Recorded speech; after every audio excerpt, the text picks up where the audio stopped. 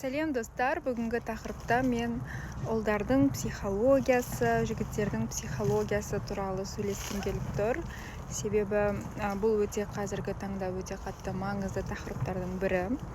Яғни олармен қарым-қатынас кезінде көбінесе көптеген қыздар қателіктер жібереді. Солардың бәрін түзеу үшін мен сіздерге базовый информациялармен бөлісетін боламын. Яғни негізінде олармен негізінде искренне болуға болады. Егер олар сол сіздердің искренностарыңызды қабылдаса және де сол ешқандай возражение жасамаса. Егер ол сіздердің искренностарыңызды қабылдамаса, өзінің бір ерсі қылықтарын көрсетсе, немесе ол сіздердің алшақтай бастаса, онда бірден біз олардың ойынын ойнауға тура келеді. Яғни олар қандай ойын ойнауы мүмкін. Бірінші правило, олар негізінде жақсы қыздарды ұнатпайды. Олар айтуы мүмкін, маған жақсы қыздар ұнайды деп, бірақ на самом деле олар сәл суықтау, өзінің мінезін көрсететін сондай қыздар ұнайды. Бірақ та енді агрессияны көрсетудің қажеті жоқ. Себебі олар агрессиядан сәл отталкиваться етуі мүмкін. Яғни оларға суықтық ұнайды. Яғни жаңағы жақсы қыздарды олар негізінде көп жағдайда құрметтемейді. Ұлдар үнемі қыздарды тексеруге бейім болады. Ұлдар бір-бірін тексереді ғой. Яғни күш сынасып, кім мықты деген секілді.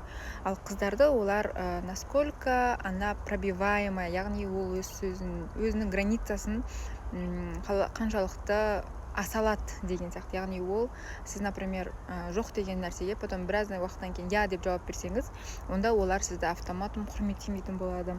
Және де сондықтан да біз өзіміздің позициямызда, өзіміздің границамызда қалуымыз қажет. Екіншіден тұра тұрыңыздар. Келесі ережеге келетін болсақ, негізінде жігіттердің артынан оның социальный сетіне кіріп, ол туралы сөйлеп, ол туралы ойлап, ол туралы көп пространстволарыңыз алатын болса, онда сіз оларды яғни қуып жатырсыз, артыңыздан қуып жатырсыз деген сөз. Яғни оның артынан қуған сайын олар наоборот қаша түседі. Яғни кошка-мышка ойынында тек қана бір ғана қуатын адам болады. Яғни соның артынан қуатын адам болады. Сол үшін біз олардың артынан қуаламаймыз. Біз керісінше өзімізге фокусты өзімізге қойып, олардың артынан жүгірмейміз. Яғни олардың артынан жүгірген сайын олар наоборот отталкиваться етеді. Және де келесі ереже, ол бізде, когда біз свиданияға шыққан кезде, мысалы, самооценкамызды түсірмеуіміз қажет. Яғни біз олардың бізге не предлагать етеді деп ойлануымыз қажет. Чем мен ұнадым ба, ұнамадым ба деген секілді позицияда болғаннан гөрі. Және де свиданиядан кейін кейбір адамдар жоқ болып кетуі мүмкін. Кейбір ұлдар, әсіресе ұлдарға тән қасиет жоқ болып кету. Сондықтан да олар жоқ болып кеткен кезде өзіміздің самооценкамыз түсіп кетпесін. Яғни өзімізді күннің шуағы ретінде елестетеміз, ал қалған ұлдарды, қалған жігіттерді орбита бойымен айналып жатқан планета деп елестетеміз. Қандай жігіт келсін, кетсін, қандай планета түссін, орбитадан шығып кетсін, бізге ол әсер етпеуі қажет. Біз өзіміздің самооценкамызды жоғары биік ұстап, оларды жоғары көтере білу қажетпіз. Яғни олардың келіп кетуі біздің самооценкамызға әсер етпеуі қажет. Және де сонымен қатар олар бізге восхищаться ету үшін біз бірінші өзімізбен восхищаться етуіміз керекпіз. Егер біз өзімізге фокусты қоятын болсақ, онда ол адамдар да бізге фокусты қоя білетін болады. Ал если сен оның артынан қуалай беретін болсаң, онда ешқандай да наоборот отталкивание сезімдер болады. Себебі барлығы айтады, что ұлдар өте қатты сезеді қыздардың оларға ой арқылы энергия беріп жатқанын.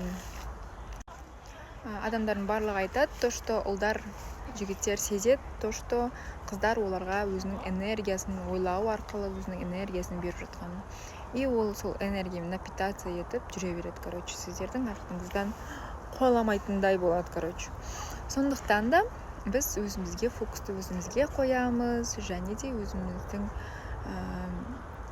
және де оларға деген привязанностьтан арылуға тырысу қажетпіз. Егер сіз привязанностьтан арылсаңыз, және де сол кезде сіз өзіңіздің күшіңізге ие боласыз. Яғни you will have the power. А если привязка болса, онда сіз более нуждающий позицияда боласыз. Яғни оның махаббатына, оның қарым-қатынасына, оның жақсы жылуына нуждаться еткен кезде олар негізі ондай нәрселерді қатты жақсы көре бермейді. Яғни Дженнифер Лопес айтпақшы, никогда не покажи мужчине что-то зависимое от него, завоеванное, неинтересно демекші. Сондықтан да біз оларға өзіміздің привязкамызды көрсетпейміз, және де оларға қатты привязываться етпейміз. Себебі егер привязанность болса, онда сәл қыздарға қиынырақ болады. Отвязка жасау да оңай емес. Оны неше түрлі практикалармен әрең дегенде оларға деген энергия бөлінуін, оларға деген энергия направлениясын тоқтату қажетпіз. Сол кезде олар сіздерге назар аударатын болады. Айтпесем олар жүре береді, сіздердің энергияларыңызды напитация етіп. Сонымен қатар ұлдарға өзіңді олардың махаббатына нуждаться ететінді көрсетпеу керек. Яғни оған сенің махаббатың жетіспей жатыр деп айтпау керек. Себебі олай айтсаңыз, онда олар сізге привлекация етпейді, наоборот, отталкиваться етеді. Жігіттер, яғни қыздардың қатты отношения үшін тырысқандарын, оның көңілінен шығам деп неше түрлі сыйлықтар, неше түрлі нәрселер жасаған ұнатпайды. Яғни оларға ондай нәрселер ұнамайды. Сондықтан да қатты тырысудың қажет жоқ. Өзіміздің позициямызда қалу қажетпіз.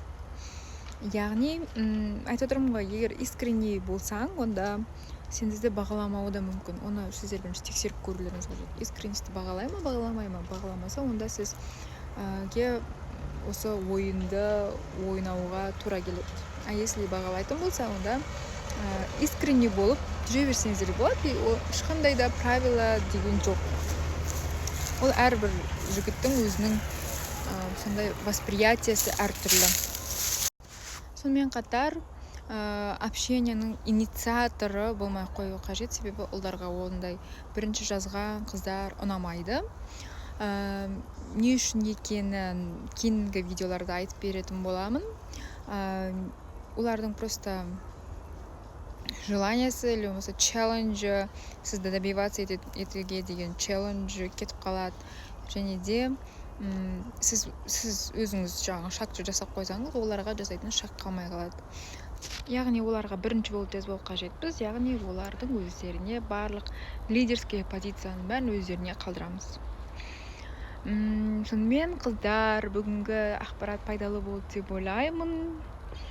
Келесі видеоларда да көптеген ақпараттармен бөлісетін боламын. Сондықтан каналға тіркеліп, лайк басып, комментарий қалдырыңыздар. Келесі кездескенше.